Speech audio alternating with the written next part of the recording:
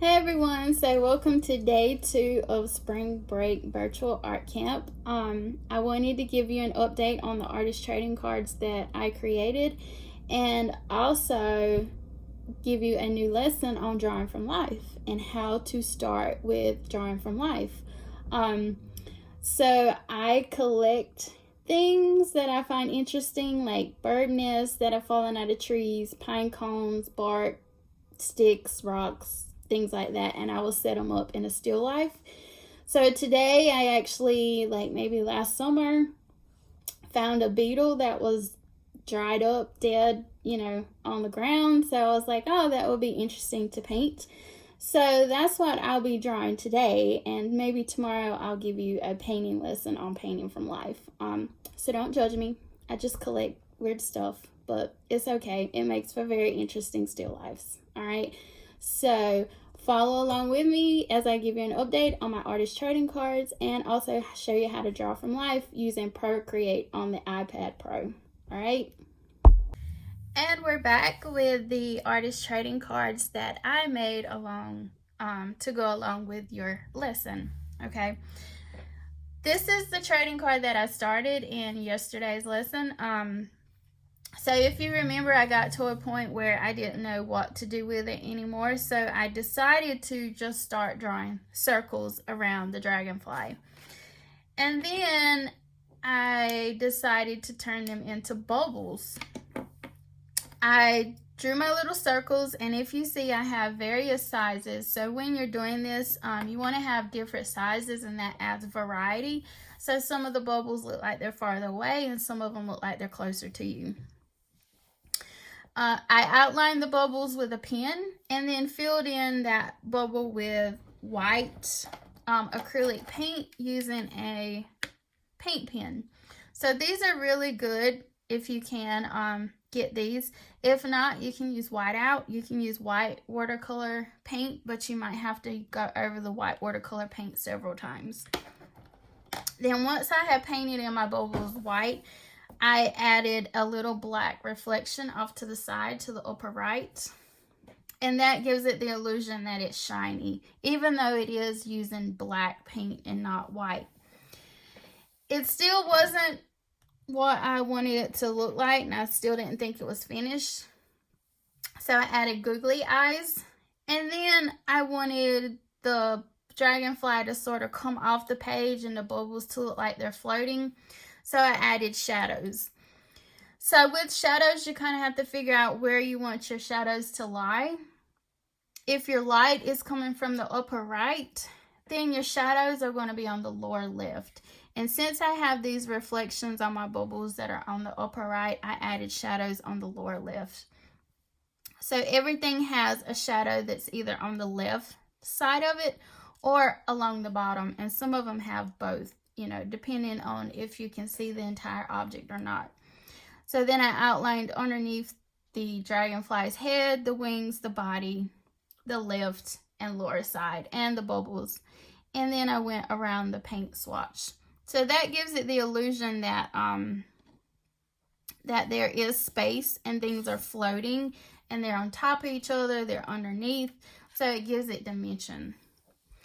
The next card that I made is actually out of leather.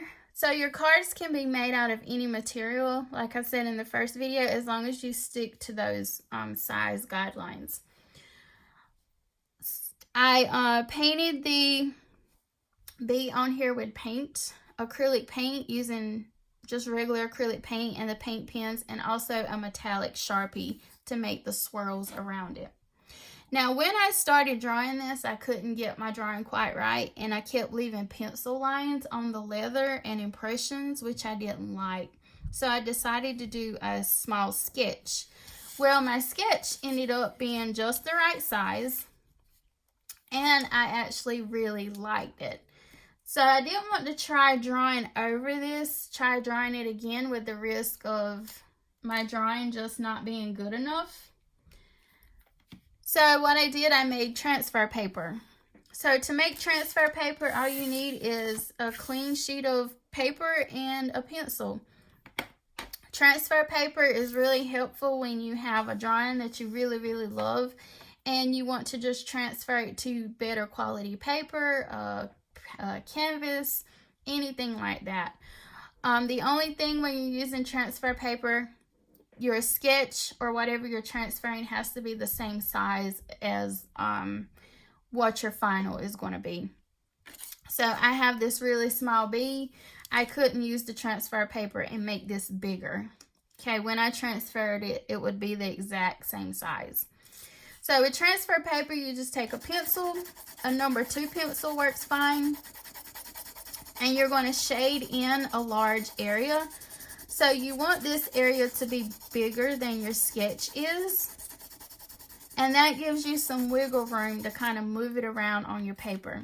So you can lay your sketch over on top of it and figure out what size it needs to be. Or you could fill this entire paper with graphite and just have a big sheet of transfer paper.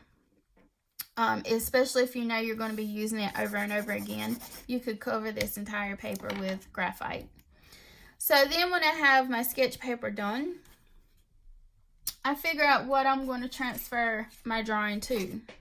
So this is a artist trading card that I made that kind of opens up. So say I want to put a picture of the bee on the back.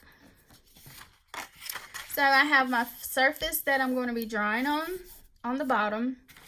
I flip my transfer paper over so the graphite is up against my final drawing paper. And then I place my sketch on top.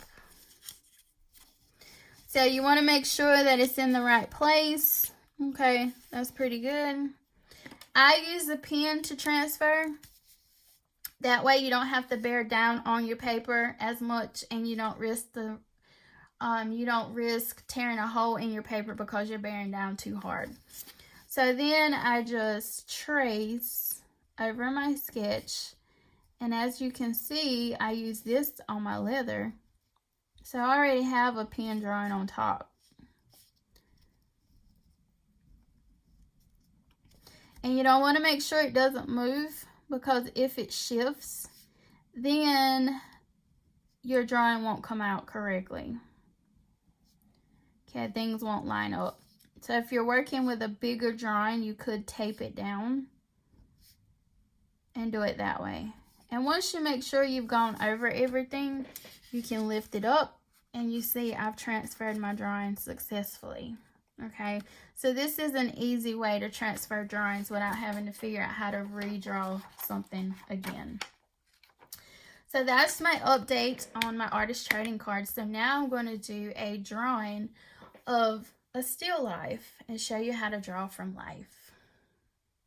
This is a group of objects that I've arranged that I will be drawing from life. So this is what a still life is. It's when you create a drawing or painting of a group of inanimate objects that are arranged in front of you.